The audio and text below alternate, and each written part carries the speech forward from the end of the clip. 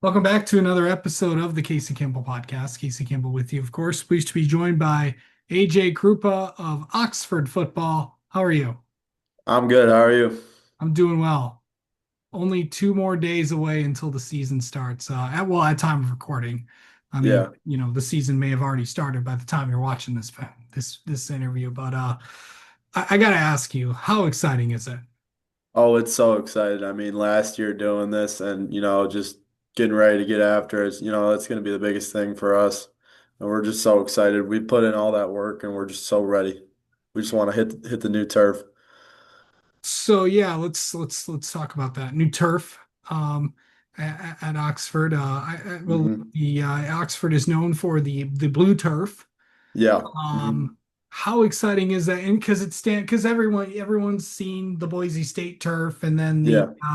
the famous red turf at some high schools and colleges, and Hmm. but what's exciting to have like your own distinct thing that with that blue turf. I mean, that turf is just so awesome. I mean, it's just such a good thing to have because we've been waiting on it for so long. Like I knew at some point we were gonna get new turf. I just didn't know when. But that turf really just like it's just a big part of Oxford. I mean, that field is just so much to like the community and stuff, and that's where everyone wants to gather and that's where everyone wants to be at on that turf Friday night. So yeah, that's the biggest thing, just being there. Yeah. Okay, so I know I know it's your senior year. I know Hmm. there's been a lot of changes this offseason with a whole new group of players, losing a lot of seniors Yeah, a lot. Yeah. that made this last year's team pretty special. Of course winning the very, very tough OAA Red. But and of course also new coach with of course Coach Line going to the NFL to join Hmm. Sean Payton's staff with the Broncos. What's it like having Coach Potts there? I know he's not new to you guys, but he's obviously new to being a head coach. I mean, Coach Potts is just such an awesome guy. I mean, I knew when job was like up for grabs. I knew he was going to get it, like no doubt, because he always coached linebackers, so I was always with him all the time. He's just such a good guy, and we all just really look up to him, and he really just gets us all on one page, gets us doing what we need to do, gets us prepared for Yeah. sure. So you're a linebacker. Hmm. And of course, in transitioning into that, and go kind of goes into my next question. Um, of course, and this is also probably one of the biggest reasons why I asked you to come on here, is because you are the third recipient that you get to wear the number 42 number. For those Yeah. who do not know, that is of course the number that the late Tate Myre once wore at Oxford. Of course, Tate was one of the four souls that perished on that dark day on November 30th, 2021 at Oxford High School. But of course, you're the third one to get to wear the number. Of course, Brody Moore and Luke Johnson, the previous two. Of course, Brody still plays at Adrian, Luke at Wayne State. How big is that for you to be the third recipient of that number? Because of course I know the number gets chosen. The person that gets to wear the number is decided by the coaching staff and the Muir family. Yeah, I mean, it was such a big honor when I found out that they were going to give me the jersey. I mean, at first I was a little bit hesitant, but then I knew that it's the right thing to do. It's the right thing to wear that jersey because what that jersey stands for is more than like it's a big thing, and just what that jersey stands for is just being a great teammate and being a great guy to be around. So when I got the response that I would be the one to wear 42, I was like, yeah, I'm going to be that for sure. What does that mean to you just as a person? Like I know I don't know if you knew Tate, but Yeah, I did a little bit, but uh, not as much as probably Brody and Luke. but what does that mean to you to be part of that elusive club to honor Tate's legacy and wear and carry the tradition of the number 42? I mean, it like I said earlier, it's such an honor to wear the jersey. I mean, everything Tate stand for, like he was just a great guy, and people just loved to be around him. And wherever he went, he took other people with him, and he was just the perfect teammate. Like he had everything you wanted to be. He trusted everyone, he loved everyone, and he used that trust to build and make a good team. And that's, one of the reasons why he was so successful. So. So how was your off season just trying to get better as an overall player and for you as just overall, what was this summer like for you, just knowing that, entering into your senior year?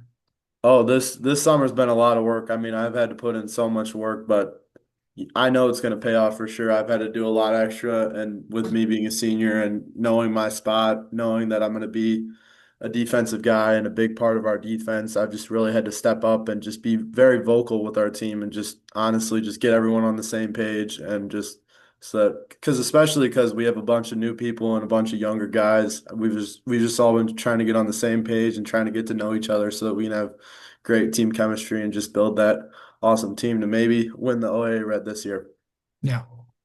So I know that it's going to be a lot tougher to win the division. It's always like, when you win one, you know, what do you want to go do? What do you got left to Hmm. prove? You got to go do it again. Yeah, for sure. But obviously, you know how tough this division is, and your Hmm. non-conference schedule is pretty tough as well. Yeah. We'll get to previewing this week's game in a minute, but just overall, how how going through the division and playing the tough teams that you play with Adams and Lake Orion and West Bloomfield and Clarkston and all the non-conference opponents that you have. What is it like just, going against some of the best teams in the entire state?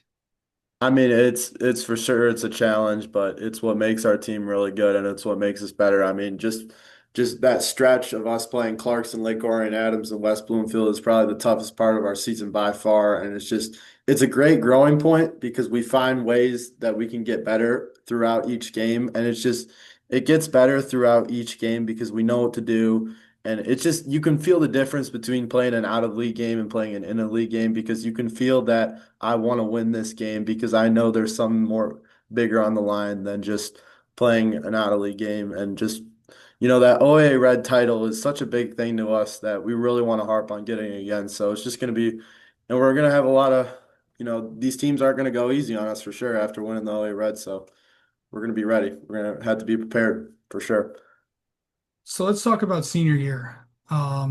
It Can you believe it's here? And also, It's pretty shocking. I mean, it doesn't even feel like senior year sometimes. Like sometimes I just feel like I'm going to school, but then I realize, oh yeah, I'm a senior and I got to go take senior picks next week. So yeah, it's just really come up on me very fast. So yeah.